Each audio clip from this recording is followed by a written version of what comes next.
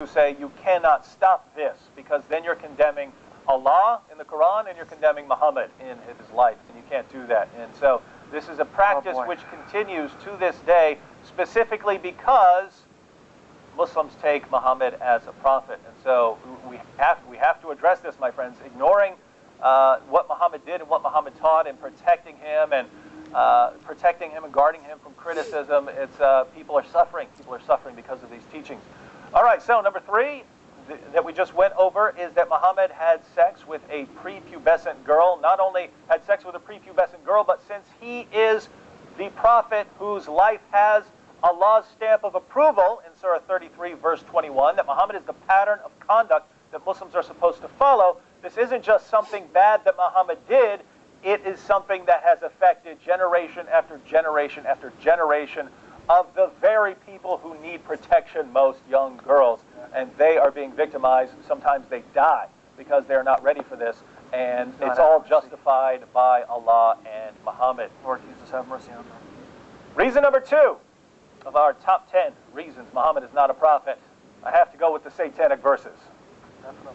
The Satanic Verses, my friends. If you're not familiar with the story, I'll give you a brief idea. I actually have 37 sources reported, 37 Muslim sources reporting the Satanic Verses. For those of you Muslims out there who don't think that it ever happened, I have 37 sources giving various descriptions of the story. And what you find is that the earlier stories are very clear on what happened here, and then you see Muslims progressively watering the story down in later versions of the story.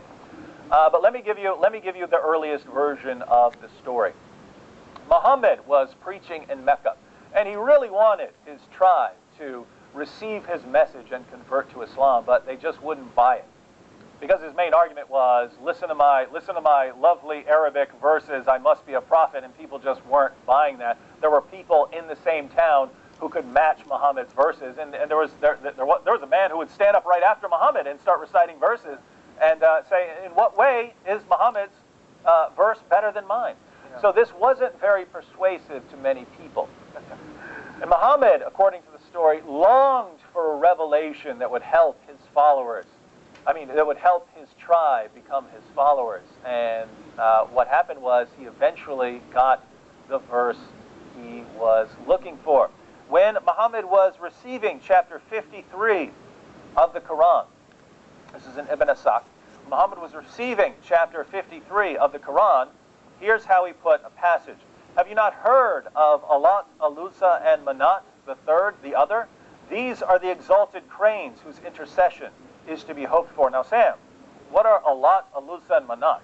In Arabic, they're called Banat Allah, the 3 daughters of Allah. They're considered pagan goddesses, whom the pagans would actually pray to and ask for their intercession to Allah. So Muhammad receives a revelation referring to Alat, Alusa, and Manat, saying these are the exalted cranes whose intercession is to be hoped for. Cranes are birds that will intercede for you by carrying your prayers to Allah. High. So what is Muhammad saying here? You pagans, you polytheists want to continue praying to Alat, Alusa, and Manat?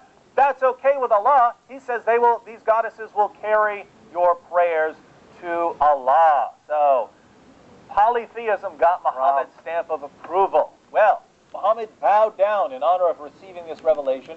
His followers bowed down, and the pagans bowed down too. They were overjoyed that Muhammad was promoting polytheistic worship in Mecca. But a little later, Muhammad came back and said, you know those verses I gave? The devil made me do it.